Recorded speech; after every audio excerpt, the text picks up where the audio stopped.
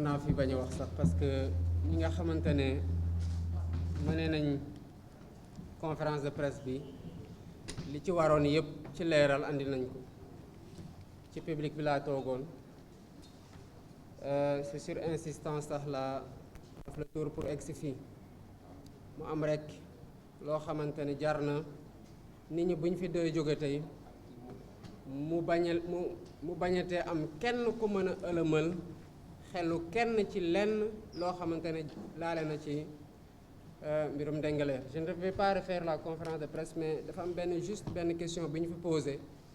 sur l'investissement de Babacar Ngom ñuy wax ne def na ci 29 millions mais boo defee 29 millions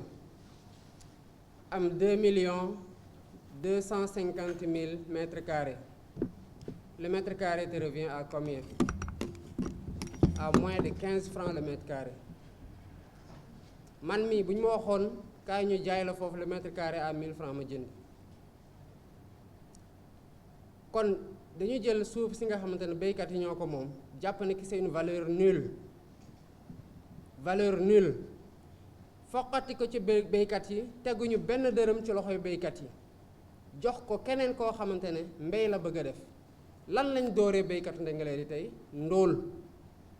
parce que kii dafa bëgg a béy ñii dañ doon béy depuis des années voire des siècles kon bu ñu joxee keneen pour mu béy maanaam la même activité ki keneen ki doon def mais wutuñu leneen lu dul neewal doole koo xamante ne dafa ndóol gën a dooleel koo xamante ne alal rek la am y a pas d'autre explication loolu moo am mieux boo jëlee 2 millions 250 000 mètres carrés jox ko kenn nit benn sénégalais boo xamante ne macha allah am na alal ba pare boo évaluer le mètre carré à 1000 francs kese te dans la zone ëpp na ko day mel ni état dafa jël sédiment jox ko 2 milliards 250 millions. démb dégg naa ci benn émission télé ñuy wax ne mu ngi fay gas ñaari forage de 254 mètres cubes. forage bu ci nekk 150 millions la ci investir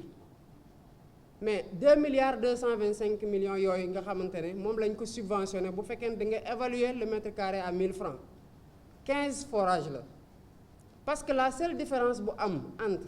aujourd'hui Babacar Ngom et les populations de Ndingler mooy am na moyen yu mu gasee beneen forage pour am ndox ñii di xaar yàlla taw pour am ndox. La responsabilité yu kan la pourquoi état mën a jël 2 milliards 250 millions bu fekkee ne évalué nga le mètre carré dans la zone à 1000 francs jox ko à une entreprise te mënul jël les 2 milliards 250 millions investir ko benn forage pour que béykat yooyu nga xamante ne dañuy xaar nawet ñu mën a béy hors nawet parce que kuy xaar nawet dafa am looy xaaree nawet béykat yi lan la ñuy xaaree nawet ndox. parce que mënuñu tawal seen bopp mënuñu bënal seen bopp forage kon état responsabilité am c'est pas de déshabiller des pauvres paysans pour habiller des riches qui veulent se lancer dans l'agrobusiness y compris nag tegguloo ci seen loxo dara ñiy wax compromis ñii nii yépp am na ñoo xamante ne bu ku ci dem dëkk ba sa tool nga fa wala sa toolu baay ku laaj ci ñun papier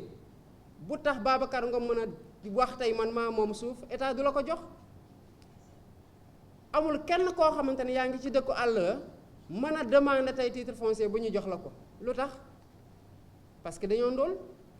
pourtant bu ñu leen joxee titre foncier ci seen suuf soosu dinañ ko valoriser dem yóbbu ko banque mën ci am xaalis ñu mën leen defal ay prêt ñu fay mais nanguwuñu defal béykat yi ay titre foncier ñu nangoo defal titre foncier mooy ñu mel ne Babacar Ngom ñi nga xamante ne am nañu xaalis bu pare defal doy pour que rongañu baadoo la continuer di siim cerey buur wala cerey koo xamante ne am na xaalis am na daraja ba pare c'est fini tout ça parce que doomu béykat yi dootuñu seetaanati ñu dile foqati seen suuf di ko jox kenn koo xamante dafa amalal ba pare c'est fini loolu dootul amati bu état bëggee solution na te accepter titrer les terres des paysans ku nekk mu jox la sa titre foncier ci sa suuf boo jaayee yaa xam boo demee yóbbu ko garantie banque ci prêt yaa xam bu fekkee ne da nga koy andi apport dans le cadre d'un projet d'agrobusiness yaa xam parce que ñi bëgg a béy yépp bu ñu amee alal tamit am na loo xamante ne mënuñu ko defar mënuñu ko def mënuñu ko dem uti ji feneen andi ko mooy suuf si fii la nekk ñi ko moom ku bëgg a béy tey suuf ngay ut mënuloo béy ci ndox mënuloo béy ci ngelaw kon ñi moom suuf si ñoom ñoo yore la valeur ou la ressource principale ku ko soxla nag ne mbéy nga bëgg a jëme war nga yéene ñooñu nga xamante ne bi suuf si nekkee àll kenn mënu fa béy seen maam yi ñoo jëloon semmeñ di gor garab par garab ba mu nekk àll bu mu nekk tey nit ñi mën faa dem gis ko mën faa béy tey ça il faut que mu am valeur boo xamante ne pouvoir public yi dañ ko reconnaître te bañ di continuer doore béykat yi seen ndóol c'est la seule solution qui vaille nañ delloo suuf si béykat yi te bañ di leen jaay doole di gas ay tranchées yoo xamante ne ay fosse commune la may nuróol ay charnier lay nuróol xiifal paysans yi joxuñu leen dërëm jël seen suuf si nga xamante ne moom rek lañ yaakaar. On nous parle d'employabilité lu mu fa jot a def femmes yi fa nekk di witt ci tool ga journal par mu di leen fay journalier ku fa witt station ba mu fees doo xam lan moo ci baax wala lan moo ci baaxul duñ ko calculer noonu dañ koy nattaat xool li ci baax li ci baaxul même boo ko wittee duñu la ko fay ñuy wàcc ak ay 1000 francs ak 2000 francs après moom mu ne bëggul transformer borom tool yi en ouvrier agricole mais c'est faux c'est absolument faux loolu lay ut il veut les transformer en ouvrier agricole RSE lu mu fa promettre yëpp defu fa dara ci village yi nga xamante ne jotoon na leen embarqué ci projet bi mais am na ñoo xamante ne ci yéen ñi may gis nii am na ñuy dem Ndingler ils ont filmé ils ont couvert la conférence de presse même s'ils n'ont pas diffusé j'en vois dans la salle mais ñooñu noonu bu ñu demee Ndingler gis nañu seen bopp ne que liñ fa tabax salle bu ñu doon réunir ñu gisal ko seen bopp ab tubaab moo ko fa tabax école ba tubaab moo ko tabax moo ko clôturé maternité bi tubaab moo ko tabax boutique bu fa nekkoon en face salle bu ñu doon defee conférence de presse bi tubaab moo ko tabax def fa 800 000 francs de marchandise moo tabax maternelle bi moo leen defal ay moulin à mine pourtant tubaab boobu jëlalul waa Ndingler un seul centimètre carré pourquoi kenn nekk fii fort de son titre de son pouvoir et de sa richesse bëgg a taxaw ne non dañ may jox suuf parce que dama bëgg a def agrobusiness que paysans yi seen culture rudimentaire mënatul nekk un moyen de subsistance bu mën a permettre ñu def autosuffisance alimentaire état bu bëggoon day bënn ay forage encadrer paysans yi exploitation agricole familiale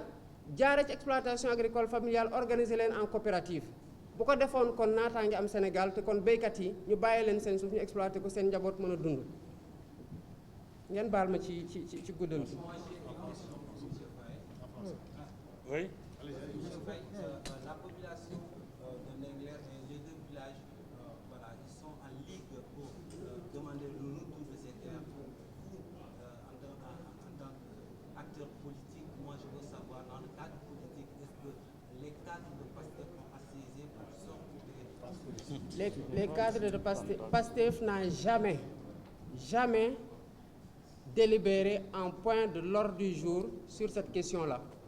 Il n'y a aucune position que ce parti-là ait pris dans le cadre de ce litige-là. Il n'y en a pas. Vous n'avez jamais entendu jusque-là ce parti-là délibérer sur ça. Moi, je parle dans le cadre de ce conflit-là